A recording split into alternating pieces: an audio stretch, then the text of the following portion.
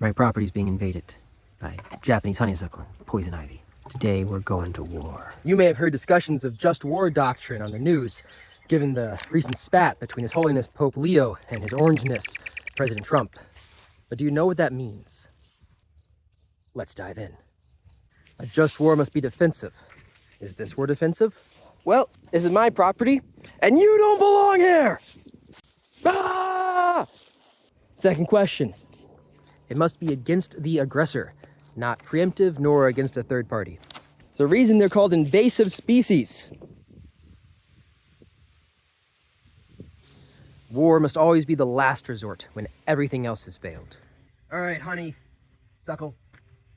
You've had your fun. It's time to skedaddle. We're gonna do this the easy way or the hard way. He ain't talking. Negotiations have broken down. Proceeding to plan B. So now we're using the chemicals. I think I tried everything else. It must be proportional, doing more good than harm, or at least preventing more harm than it causes. Well, my kids aren't going to come in with poison ivy all over them. And when all is said and done, I think the good of my children outweighs the good of some stupid plants that are poisonous. And Japanese honeysuckle will choke out the local vegetation. Start with the small stuff, and then it'll suck the nutrients out of the soil, and then it'll go after the big stuff. And I like my trees. I want to save my trees. Look, wild grapevine. There must be a reasonable chance of success. Not necessarily total victory, but your aims must be achievable.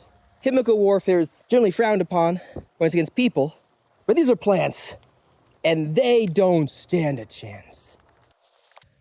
So what do you think? Is my backyard war justified? Or am I as bad at this as J.D. Vance? Let me know in the comments below. Turtle. Hi. Bye. This is fragrant sumac. It looks like poison ivy, but it's not. Wooden stem, no red. Yeah. And if you crush up the leaves, it smells like citrus. This looks like tree of heaven. It's invasive.